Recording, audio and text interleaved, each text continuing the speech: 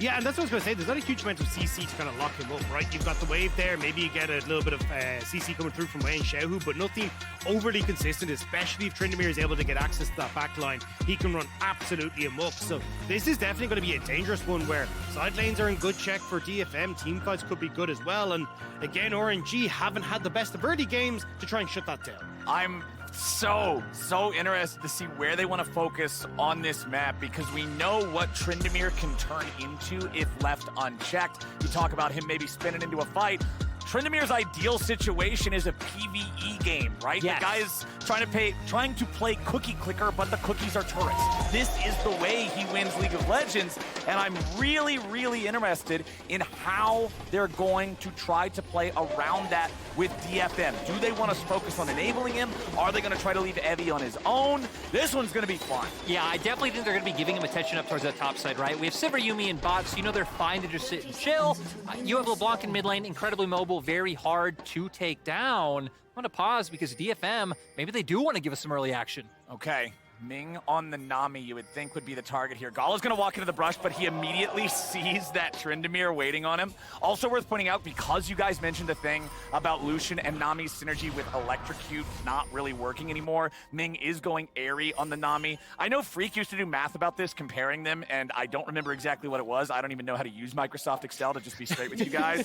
So I'm sure there is some merits to this. I do not know what they are, as Gala tries to get away from Harp and Yutapon walking into this tri-brush 1v2. He knows he can't win that.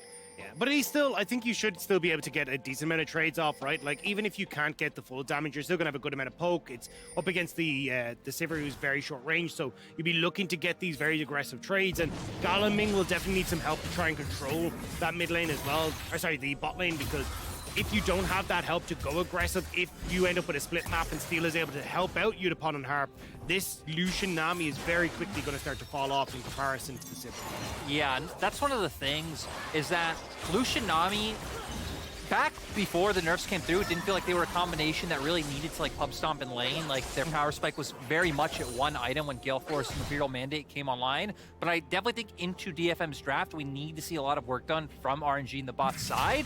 But it could be rough, because we can already see push is going to come in from the Sivir. Yaharong should also have prio in mid lane for the first few levels, and with Steel pathing down here, it really doesn't just seem like those opportunities are there. Okay, and I like the fact that you mentioned Yaharong, because immediately I'm noticing a difference in approach to the game compared to what Xiaohu was doing. Teleport instead of the Ignite, not just going for the straight-up kill threat, wanting to have the extra mobility around the map. And of course, part of that could be the fact that, hey, your top laner doesn't have teleport either, and it feels kind of bad to have no TPs in a game of modern League of Legends. But still, it does mean he's going to have less of that 100-0 power compared to what we saw from Xiaohu in the previous game. Yeah, and I think that's going to be the super interesting one as this game goes on, right? Because you do have the opportunities, RNG, to match a lot of the side lane pressure, just try and wave clear, and it means that you're probably going to see Evi trying to group and play for those team fights a hell of a lot more, especially with the Ignite, especially with the Ghost. He has that chase down potential for people like Gala, but you always have to be careful as well, because anything that Tryndamere does, Sylas can also do. So yeah. I think it's going to be like, hey, it's Xiaohu versus Evi, trying to see if you can get access to that back line, just not die, and take some of these AD carries with you. And of course, just prefacing this for anybody who does not know about Tryndamere versus Sylas matchup, or a Tryndamere mirror if you play blind picks with your friends. Whoever ults first loses. Yeah. Yep, that's pretty much the one rule. If you press R before the other guy presses R and don't manage to run away, you lose. I wonder if there's a situation where we've ever had both kill each other trying to out Giga Chad the other one, and neither end up using it. Maybe it could. Maybe it could. That's the excuse that I have for not hitting the button. Yeah, of course. Exhaust traded for cleanse here in the bottom lane as Harp slaps that one onto Gala, who's immediately ready to knock it right back off. But Gala, half health, low mana. Wei coming around from behind, might have an angle here. Doesn't want to set off the Scryer's Bloom, doesn't want to let him know he's there. He'll see the Scuttle Crab vision, waiting to walk into the river here, but now he's going to make his way down. We know he's not seen. Gala and Ming are under pressure, but it was all a bait all along. Yutapon just going to get ran through with that sword, and it's first blood to the man with the guns. make it 2 as Wei picks up another, and it's RNG getting the money. And this is exactly what we talked about for RNG. They needed to put their eggs in the bot lane basket, and immediately they get 2 off rip. Great stuff to enable Gala and Ming to take over this bot lane. Yeah, they're going to be able to get the wave in as well. Should get a nice reset for themselves. And we see Steel is able to take away some camps on the top side. Might even have an angle for a gank. Will be spotted out, but has already pushed up pretty far. All right, Breathe, let's see what you can do. Can he get himself out of this one? Infernal Chains are going to pull Evi back. Breathe tries to walk away, flashes out of the Arctic Assault, but gets tagged by the second hit of the Flail. Still just trying to walk this one back towards mid lane. Goes over the wall here with the Umbral Dash. Ready to still try to keep fighting and kiting away from these guys. Q3 hits. Breathe is not going anywhere. DFM gets one back on the top side. And sadly, RNG not in a position to be able to answer anywhere else. DFM did have to commit a lot of time to be able to make this play happen, but still, Wave State's not really in a position where like, hey, we're losing anything bot or need to answer back quickly in mid. So overall, just a nice response to come out from DFM. And it feels like both teams this time around kind of fine with their top sides being a little bit slower. RNG, like you've already said, Dagged, a lot more about that bot side, but DFM, I mean, they're just playing to scale up. Yeah, I mean, but the big one is that Evi did get that kill, right? He's going to be able to get a good amount of CS, get towards that level 6, and then it becomes super dangerous for Breathe as well. Like, yes, you've got a lot of healing, but if Evi is just able to tank up the turret for the entire time, you've got good CC with Steel, they can tear through Breathe if he starts to fall further and further behind. Tryndamere is one of those champions where, you know, we've said like playing 1-3-1 or hard playing sides ever since like Dragon Soul's been a thing is dead. Tryndamere is one of the champions who actually can still dive you and actually get pressure on a turret. So very good for him, especially he already hits level 6, so it makes sense it steals up here. Oh man, this is where you can just get scuba levels with your dives, boys. It's so difficult to deal with Tryndamere in these situations, especially just as a level 5 Aatrox. Breathe is still hanging around. The turret aggro comes out. It's initially onto Steel. That was a bit of a screw up there from DFM. Now Evi's underneath the turret, but Wave's already showed up.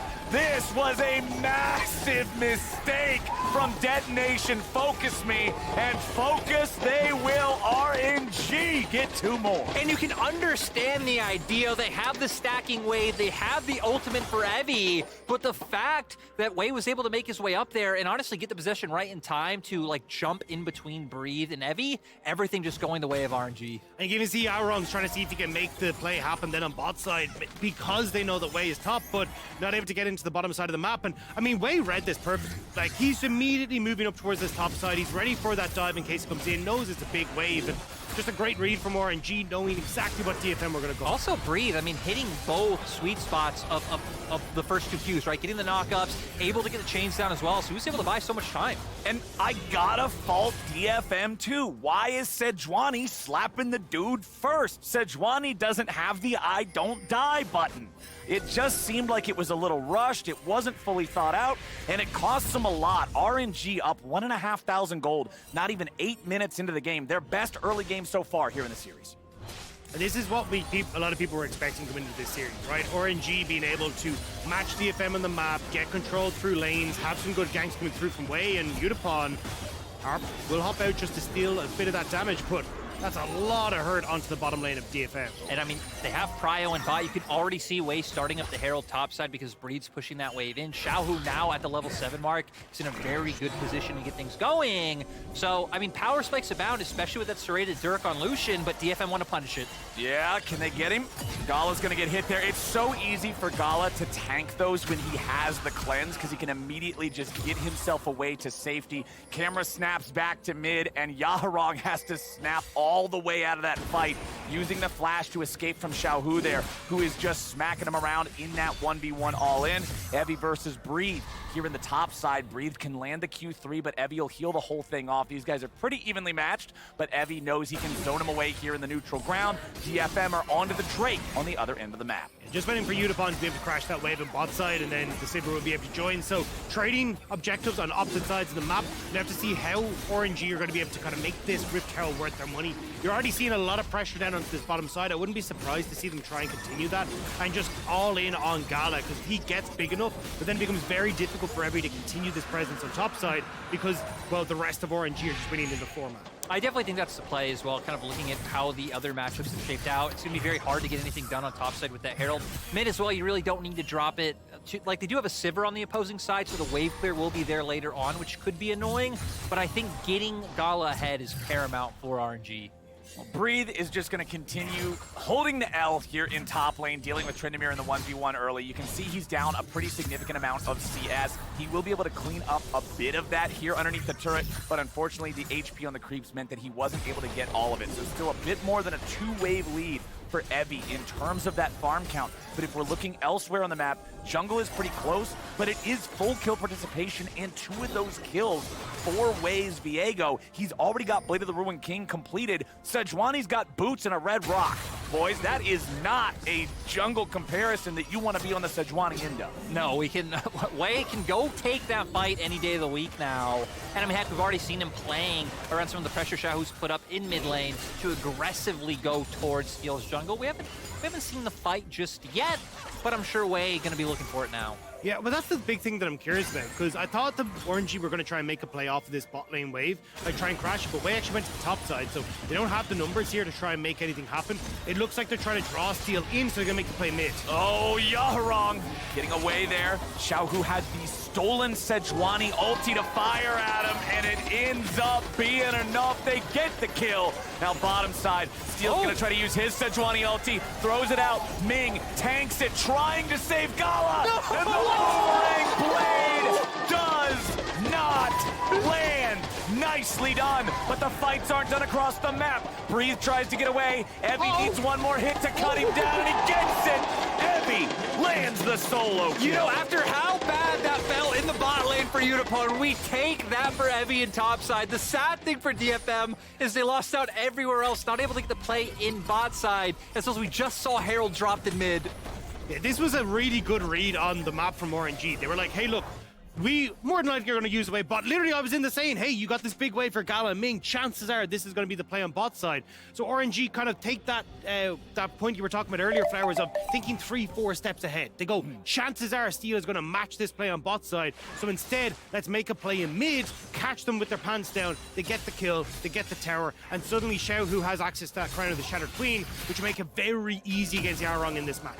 Yeah, and we're going to see here. I mean, it's so easy, right? The fact that Xiaohu has the ultimate allows the lockdown to come through, comboed perfectly with the CC setup from Wei, and then Xiaohu just able to finish off the kill. So, I mean, that's what we said in draft, right? Xiaohu, very, like, Sylas is good, let alone the ultimates right now, it feels like, but especially when you're showing Yuumi Sejuani on 1-2, Xiaohu was having a field day.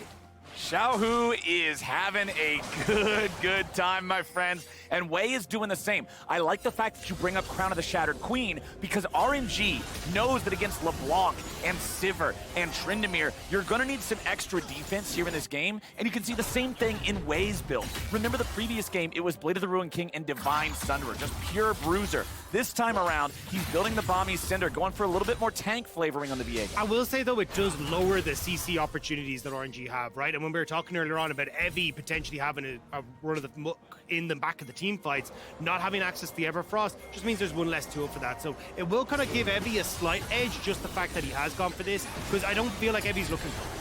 Gala again with a cleanse, getting away from these Sejuani ults. I like how aggressive RNG are willing to play when Gala has this. He's not afraid to just tank it. He knows how easy it is to get away from that. Xiaohu will now continue clearing out some of the vision. RNG just fishing for plays, seeing if there's anything they can find. Testing DFM. Nothing really to fight over right now other than just those kills, but there will be a Drake in about 45 seconds. Gala goes in for a culling. Yutapon and Harp getting away from that one, each losing a decent chunk of HP, but nobody critically low.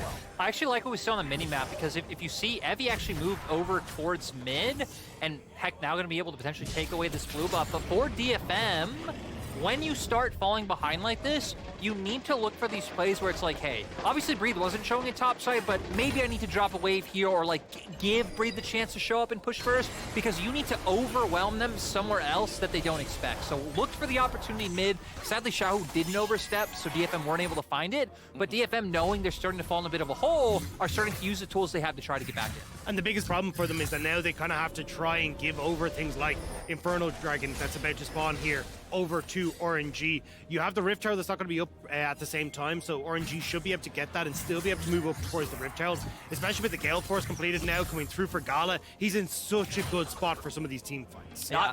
This power spike cap, this is exactly what we wanted to see. I mean, if anyone walks a bit too far forward, just Gale Force into calling is enough to 100-0 people. Sadly, though, doesn't exactly have that calling yet. It'll be back soon. It'll be back in plenty of time, you would have to expect. Once more, it is Wei on the Dragon all alone. He doesn't need help to take that one down. DFM trying to go elsewhere, like you guys were talking about, trying to make something happen on the top half of the map, going for the second Herald of the game. They're down 2,500 gold. They gotta find something to stop this bleeding a little bit, make sure you're not falling behind. The Gale Force on Lucian is not the only thing being completed. The Imperial Mandate on the Nami also online. She doesn't even have any shoes. Wei goes bottom looking for Yaharong, who snaps back to his first position, tries to trade with the Viego, but it's just not gonna be enough. And now, with the turret plating gone, Xiaohu's just clearing out the rest of these minions. They're not gonna take the tier 1 turret just yet.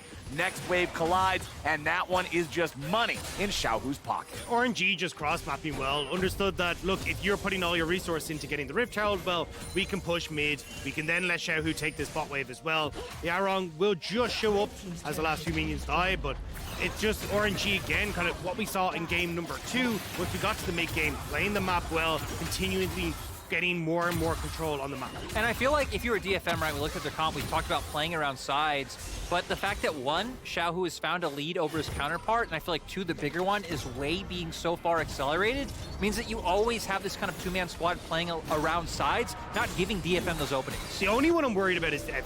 I mean, Gale Force deal completed, like, he is a big old boy, and he will happily tear apart anyone who steps into his lane. And I think that's why we're kind of seeing DFM at the moment leaning towards this top side, trying to get the vision control they need so Evi can play aggressive so we can look for that top lane turret. I feel like Gale Force is the I have to win this game by outplaying my opponent's item for Tryndamere, whereas Kraken Slayer is just that everything's going fine. All I have to do is stat check whatever they put in my way and cut through them and I'll be fine. So I've got eyes on Evi all day. This is the dude who's found solo kills. This is the guy who's been in control of his lane. This is the one point of power that DFM really has. And I feel like without playing around him, there's not much of a win condition here in this game for him, unless maybe for some reason RNG just forgets to press the gas pedal down and you get to 6-item Sivir. Yeah, there's definitely still possibility for RNG to throw this as this game does go on, and I like that DFM now have been posturing aggressively around the map. Seems like they're trying to find an opportunity to use this Rift Herald. Wei, though, going to be doing some hunting of his own. All right, they're after the Nami because they know that Lucian can get away from it with Cleanse. Ming stays alive, and now with the wave going forward, the revenge is swift, and they punish Steel. Evi's forced in the ulti, and these are not the plays they needed from that Tryndamere. Breathe takes out Yutapon, and Yaharong will stumble away with his pet cat, the only one left alive, surviving the slaughter. It took a game and a half, but RNG have woken up in this series, and they have chosen violence. RNG now going to start moving through the mid lane and get another structure for themselves. And not only get this mid, right, this is also relieving pressure off of Breathe, who's finally like, cool, Tryndamere's on my lane, I can farm minions and push in a turret of my own, and the gold lead now swinging upwards 5k plus for RNG. It was just a great fight from RNG. Ming doesn't get bursted out at the start of this and end up lands a miracle bubble as well onto Evi to prevent Evi from actually being able to do much damage to Gala. So from that point forward, RNG were just able to close that one out. Again, side lane's now fully in control for RNG. And I like the fact that DFM went for something, right? Like, they see the opportunity here to maybe catch that support. They know they're falling behind, but as soon as you weren't able to finish them off, everything just went to hell. Yeah, I mean, the TP comes in from Breathe. Nice tidal wave from Ming to lock a lot of the members of DFM down. They didn't account for Wei already being here. And I love that RNG kind of just forced them apart, right? You have Xiaohu and Breathe just running down Yutapon, and it leaves Tryndamere just fending for himself between numerous members. And you saw Yutapon try to do that cheeky thing where you look like you flash over the wall, but you flash back into the pixel brush. But they're just standing in the brush waiting on him like, wait, what are you doing here? And they just beat him to death. 0 damage in the fight from Yaharong, as, you know, it was just over before it started, honestly, with them not being able to grab the kill onto that Nami. And yes, DFM will finally get their first turret of the game, just about 19 minutes in here, taking out that tier 1 top that Evi had put so much work into. But it's still 4,500 gold is the lead for RNG. So, gentlemen, I gotta ask you, what on earth do you do if you're DFM? It has to be picks. You have to try and find some way for Yaharong and Steel to work together to find some of these picks, even bringing Harp into the equation where maybe he's connecting with Yaharong. If you can try and disrupt the tempo and the map control RNG have, then you can buy space for Evi to actually put threat onto these towers. But right now, with Dragon up, it just looks so difficult to do so. It's kind of funny because with them needing to find picks and maybe overcommit members to sides, it's actually a decent thing that they don't have those turrets mid, because now, like, if DFM want to go for a play, right, Yaharong has TP, so you can commit him to the same side that Evi's on, maybe bring the Yuumi there as well, as Breathe, actually, gonna walk into numerous members of DFM. But it's plays like this to where Yutapon, you can sit very safely back next to your inhibitor, really no ability for RNG to punish you. The problem is you need more than a flash. Oh boy, Evi, now he's got to get away too. All right, both top laners wandering into jungles and then immediately trying to wander back out as Evi tries to defend this tier 2 turret. RNG is applying pressure very heavily. Evi is low, but not forced to ult. Xiaohu can just jump right back in there, make sure they destroy that turret. Yaharong's looking to see if there's anything to grab, but he's stunned. The bubble flies out and only gets the clone. RNG's War Machine is not slowing down. But this is the trade-off when you try and make that pick in the top side, right? Now you don't have the members bot lane. RNG are able to get onto the tower, and now DFM overcommits the bot side, which means that Breathe can get the top turret. Yeah, and that's just one of the things, right? Since RNG are so far ahead, they have so many more options available to them. Any play DFM makes, they will be at a disadvantage, and heck, maybe now TPing Yaharong in. They're going for Breathe, but Breathe recognizes the safest place to go is actually towards his teammates. Xiaohu in trouble. Xiaohu destroyed. Big pick there for DFM. If they can get something else off the back of it and turn it into more. Yuumi slow comes out. Yaharong and the rest of DFM continuing their chase. Yaharong has to leave. Breathes ready to turn it around now too. Gala following right behind him, ready to go. Dashes in with a Gale Force, putting damage into the health bar of the enemy AD carry. Evi has the Yuumi ready to go. Breathe tries to get out. Evi popping the ulti, staying alive, but he's got to get back away now. Wei still looking for the chance to go in and finish somebody off. Charges up the Spectral Maw, but won't go any further. DFM, they got the 1 kill, but RNG won't give them anything else. No, RNG kited it out beautifully, and once again, another example of Gala beautifully face tanking the Sejuani ultimate, because he has the cleanse available. Dagda was pointing out to me that Sejuani ultimate came up in the perfect time for the turn, but sadly for DFM, yeah, only 1 kill. I mean, look, they get the pick onto Breathe, which is nice, right? Like, the TP comes through, they commit a lot to make sure they can get this, but this is what we're talking about, them trying to find these angles of attack to pick off low-health members of RNG.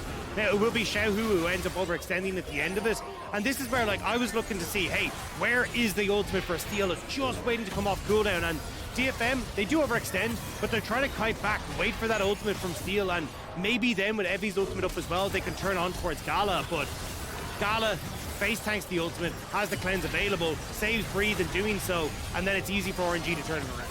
That is 3 or 4 times now this game that Gala has been so aware of the Sejuani ultimate and aware of the fact that even though he's the role who's traditionally not supposed to get targeted, the best thing he can do is just eat that big ol' ice cube with his face, cleanse it off, and make sure everybody's out alive. I'm really liking the way they're handling these Sejuani ultis as a team. It's just great to see, especially because Gala, back in the LPL, was having a bit of a slower season than he typically was. Not really the huge standout for RNG. It was Xiaohu primarily throughout the regular season carrying them to victory. And now, once again, kind of slowly easing into that international form that we always see him. But that's the thing, right? He was more comfortable on picks like the Lucian rather than the Sivirs and the Zeres and those kind of things, right? So definitely kind of going back towards comfort as Ming is gone. Well, that was definitely not comfortable for the support of RNG. Finally, that is the first death of the game for this Nami. Ming has been doing a wonderful job keeping himself alive so far, but Yaharong finally gets in there. He finally finds the moment for the pop, but the unfortunate thing is DFM doesn't have a whole lot else they're able to grab from that. They may be able to force down this tier 1 mid lane turret, but Gala and Breathe still clear the way. I feel like we're going to we're getting to that point where the LeBlanc plus Yuumi annoyance is going to be there, where again, you can just distortion over the wall, you have extra CC coming out from the Yuumi, and then even if someone trades back because it's LeBlanc, you have to like commit yourself into a play, well, the Yuumi's just going to heal you. So everything is just fine for Yaharong, and I love the aggressive opportunities that they're looking for. All right, RNG. Let's see how they're going to pilot this from here, because there is 50 seconds on the Drake. Baron is alive here on the map. You can see the Scryer trinket, drop into the pit by the side of DFM just to make sure RNG wasn't up to anything. Looks like we're not going to get anybody trying to sneak any Barons anytime soon, but it is 2 Drakes for RNG. If they get this next one, they will be on soul point. Gala and Ming will shove up the mid lane. Gala's going to take the opportunity to reset here. It is very likely that he is able to buy himself something pretty nice. We'll keep an eye on the inventory as he gets back to the base. And yes, indeed, Infinity Edge complete for the Lucian. And this is where it becomes incredibly difficult for DFM, right? Not only do you have Gala firing all cylinders now, but also the fact you haven't been able to push your waves already up past River because you didn't know where RNG are. We're now only getting to broach that here for DFM, which means they don't get to set up for the Dragon. They have to give it up entirely because they know, hey, we can't really poke with Yaharong and Harp and see if we can get that pick onto Gala. We have to completely back away, which means another free Dragon for RNG. And DFM need to figure out what they need to make that price be for RNG. I feel like the good thing for DFM though, right, is that they have that scaling timer for the Sivir, for the Tryndamere. You can see Yutapon super close to that Infinity Edge to come out, and the analyst desk was saying, hey, like even if it is some other members being the playmakers, he is the one who has to be the big carry for the side of DFM. Yeah. So the fact that you have this 5 minutes. Oh, Gala getting hit with the Sejuani ulti, but again, the cleanse, it's always ready to go. Breathe now coming in from the side. Yutapon, Evi separated from the rest of the team, but now Breathe is under fire. Evi forced to ult, stuck in CC for an incredibly long time. He's still trying to get away, but Wei is on the hunt and on a killing spree. Steal now has to try to hobble out. RNG still looking for a little bit more. Xiaohu goes in with an E2, but a nice spell shield is going to stop him in his tracks. RNG have killed the enemy top laner, and they'll try to find some more. Yeah, we can see them playing right now in Fog of War. They might be able to get on top of Steel as the wraparound comes through. They're coming around the long, long way. Xiaohu goes in, and Steel is about to go down. Yutapon will drop first, and the Yuumi ulti won't save anyone. RNG get what they were looking for, and Baron will be the reward. I love that they commit for the extra picks because one can't turn into a Baron. They go for it, and now they can start. I mean, they already have an 8K gold lead tagged up, but why not make it more? Well, we got a TP, so they might make it less here for DFM. They want to try and get in, but Yaharong, what can you do? Yaharong going in there. They know that Xiaohu was low. He was hoping maybe he'd jump in, pop Xiaohu, jump right back out. But Yaharong's teleport will not earn anything. It's RNG, nearly 10,000 gold ahead, wearing purple. And this is where you kind of question how much is this Red Bull Baron power play actually going to net, because there's not a huge amount of space left for DFM. Gala tanks up this ultimate at the start once more, causes DFM to overextend, and Breathe with a decent flank here as well. Just again able to separate out the members of DFM, consistently just kind of finding the ebb and flow in this fight as DFM tried to aggress back forward. And eventually Wei finds one reset, and that's kind of where it all bursts open. And this is where I was surprised that RNG were able to find more, because they sort of disengaged at first, but they commit to the wraparound, and DFM, knowing they need to try to play for picks, waited in the Raptor pit, which opened them up for the collapse from RNG to finish these kills off. And that's what's kind of surprised the DFM trying to commit for that. They actually had a blue ward on Baron, so they knew RNG hadn't turned back towards the Baron area, but got a bit greedy, and RNG were able to punish. Now separating out into their lanes. Push already was there in the mid lane, so RNG now going to move up to top side and get the last remaining outer turrets. Alrighty guys, it is do or die for DFM as they try to dig in their heels and hold on against this Baron push. Yutapon at least having the Infinity Edge up on the Sivir. This is kind of that floor for where you say, all right, Sivir's online. But man, it is a rough time to finally get there. You don't want to be staring down 2 barrels like this, but it's RNG, locked and loaded, ready to go. They'll take down the tier 2 turret here in the top lane, and now all that's left is the DFM base. And this is where we can see the annoyance for DFM not having that TP on Evi, because Xiaohu can be down here, match these waves, and TP up if anything happens. Evi feeling like, hey, I need to be with my team right now because they are going for this push, and can't put that split push pressure that he would so want to use. Exactly. It's a double-sided sword, right? When you take the combat summoner spell, if you get ahead, if you're playing the game you want to play, you're a nightmare to deal with. 1v1, nobody can mess with you. 2v1, they got to think twice. But if you're behind, man, your ability to hold on and be able to get that footing on the map becomes much more difficult. And now you've only got a minute and a half until the dragon as well, so you really need to get that footing on the map so you can try and contest this, but it just doesn't seem possible right now. You've got a ton of vision being established by RNG. It's already just been cleared out by DFM, but being re-established on the bottom side, and there they got the pick. Oh, Steel will try to get away from Gala here. Nami Wave fires off, but the Sejuani is already gone. Having Harp attached can give him that extra bit of movement speed there with the heal to make sure he gets out of the way. But the map is owned by RNG. Everything is dark and full of terrors for the side of DFM. Gala did have to use his cleanse in that last one, though, when they're looking for the pick on Steel, so maybe that is now the angle of attack that you can look at for DFM.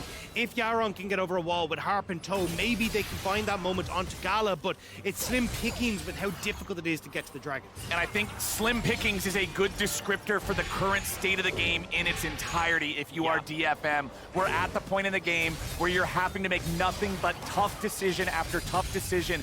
Every play is a low percentage chance. You're that far behind, but they've got to try to find the winningest move and execute on it perfectly. And I at least like that they've been looking for opportunities, knowing how dire it looks right now. But RNG overall, I think, coming in with the right plan to draft more, to get ahead in the early game, because we saw if DFM can get through early game, be ahead or even neutral, like, they know how to play out in the mid game. They are solid team fighters. So RNG indexing into getting such a huge lead has done them wonders as Dragon up now, DFM. It's gonna be your time to shine. Alrighty, there it goes. Xiaohu getting away from the Sejuani ulti there. I do believe that was a Mikhail's Crucible. Yes, it was. Ming is now ready to go. He's saying it doesn't matter if Gala has cleanse or not. We're past that point in the game. Even the support's got money, and everybody on RNG now has the Cloud Soul ready to go. The extra move speed to chase down anybody on DFM who might get caught out only makes each individual movement, each possible mistake, that much more dire. It really does. In RNG now, since their comp is so low range and brawly, I feel like you'd have to start trying to play 4 top and mid, set up to find picks in enemy jungle. If you get one, then you could probably just break down either top or mid inhib, like trying to get that. If not, Yutapon just going to be enough to have the wave clear. So in my mind, Baron really needs to be in the cards for RNG. I mean, they're already set up for it, right? You get the vision, they already started Wei trying to play through the invisibility, but might find Steel, they'll just back away. They're waiting for the waves to be in a better spot. You can see where Xiaohu is escorting top wave. Then they might be able to find a bit more with these picks, but at the moment, it's just about trying to see if you can get into having some semblance of control. Alrighty, DFM, how are you gonna go about this? 60 seconds till the Baron, trying to sit down some vision, trying to use these sweepers and reclaim any little bit of the jungle that they can. It's 4 sweepers on both sides as the war for vision rages on. Xiaohu just keeping that spot near the enemy red buff. Breathe down here defending the tier 1 turret against Evi, who's still just trying to find something there in the side lane. Gala goes in for Yutapon. He will not find the kill, but he really makes him sweat. Gets both summoner spells out of the DFM AD carry as Evi versus Breathe is not going Evi's way here at the start. Breathe just gets the ulti out of the Tryndamere, goes for the flash Q, won't find it. That is an anger. That is someone who has to lane against Tryndamere all game long, trying to see if he can get the kill back, but doesn't find it. He might find it. He might find it. Oh boy. Oh, he sees it. He sees him in the brush with the sweeper. Evi is still able to get away thanks to the spinning slash. But the rest of RNG is ready and waiting. Sejuani is not a tank at this point in the game. Like you said, Flowers, everything on DFM's mini-map is dark and terrifying, so thinking RNG can just outright go and serve that Baron, they have to face check, and it gives RNG the opportunity to find a pick. And look where they're going now. Exactly the tool they need to start breaking down structures with the amount of weight they're coming out for DFM. DFM will send Yaharong with Harp attached to him close by. Maybe go for a Miracle Steel burst over the wall or something. There it is, jumps in. It's still at 4K. There's not a whole lot happening from that one, but Xiaohu might make something else happen here. Nope, just scares him off, backs away. RNG, they got Baron again. Reset's going to come through. You've already got Breathe, making sure that waves are fully in their favor, pushing these in. This is where we expect to see RNG try and close this one out. And even if they don't, I mean, 3 minutes until the Outer Dragon as well. DFM haven't got to see outside of their own base in the last 5 minutes, so it still feels like RNG just get to dictate how this pace. Again, it's just crazy to think where we went from game 1 to like DFM comfortably winning game 2, great DFM early game into a bit of a throw and RNG finding those picks where now it's been RNG dominance. It reminds me of an interview I saw Wei did the other day where they said, hey, so how are you guys dealing with all the expectations at Worlds? Like RNG, you guys never really handle that well. Wei's like, what expectations? We're 4th seed. We're 4th seed. We're just having a good time. Exactly, we're just here. We're in play-ins, man.